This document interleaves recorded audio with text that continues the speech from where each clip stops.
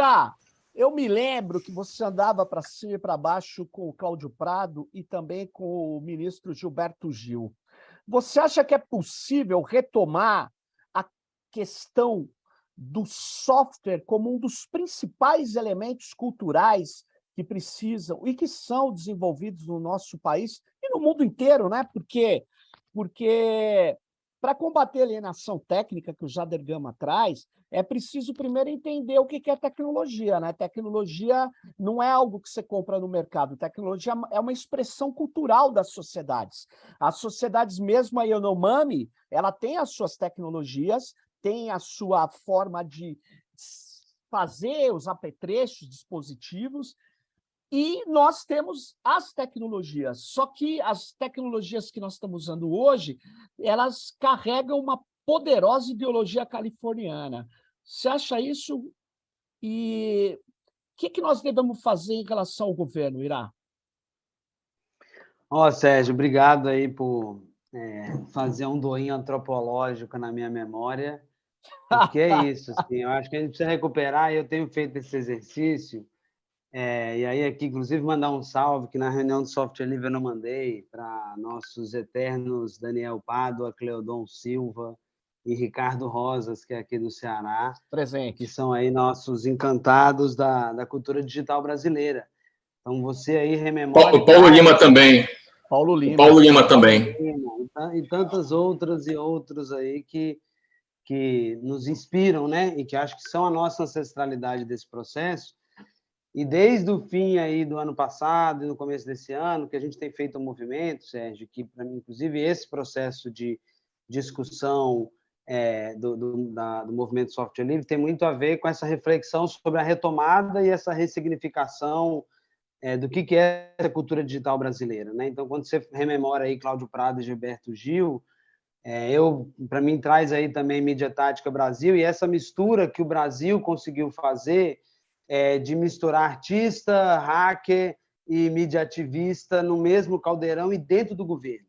Então, acho que isso foi a magia ali no governo do trabalhador, né, do nordestino, do governo Lula, e com uma horda de hackers aí, a galera que ninguém sabia que o Tarso Genro perder a eleição ia ser tão estratégico para o software livre, porque acabou que veio muita gente, né, do movimento software livre que estava se estruturando ali no Rio Grande do Sul, e eu acho que essa recuperação, para mim, tem sido um exercício muito bacana, justamente de entender onde é que está a ancestralidade dessa internet, dessa cultura digital brasileira. Qual que é a diferença da cultura digital brasileira para a cultura digital do Vale do Silício, para a chinesa e para as outras? Como é que é o nosso jeito de pensar a internet? Como é que é o nosso jeito de fazer e de pensar a tecnologia?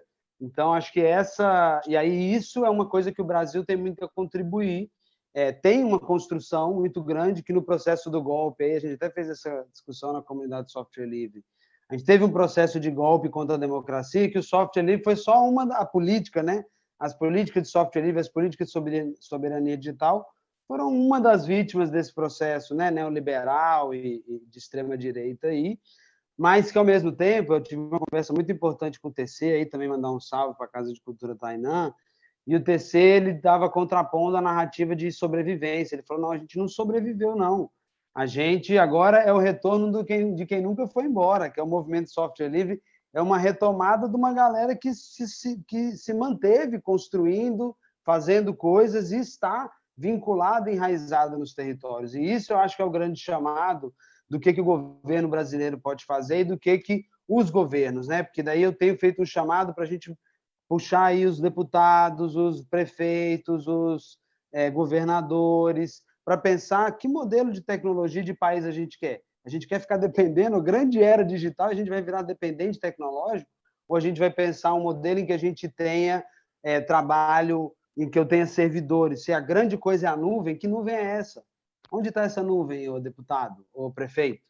Você está pagando uma nuvem. E aí, Sérgio e todo mundo, eu acho que tem uma oportunidade estratégica para o movimento de software livre, e aí, voltando aí à nossa proposta lá do Serviço Digital Brasileiro, é o quê? O que é, na verdade, o Google, o que é o Facebook, o que são esses serviços? É um aglomerado de softwares organizados dentro de um produto, encapsulado ali, e aí com todas essas técnicas que a gente já falou aqui, técnicas nocivas. Mas será que a gente não consegue usar as mesmas técnicas para construir ferramentas que ajudem as comunidades, que ajudem a preservar a memória? Será que a gente não consegue construir inteligências sintéticas que ajudem a preservar as memórias, por exemplo, de pessoas de culturas que são verbais, né, de culturas orais e tudo mais?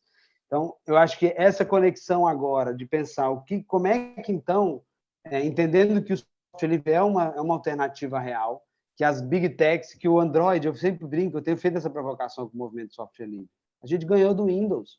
O Android, por mais googolado que seja, já é o software mais utilizado por pessoas no planeta. Então, mudou essa parada. Então, agora a gente tem que discutir como é que a gente faz na nossa prefeitura, no nosso dia a dia, como é que nas nossas organizações.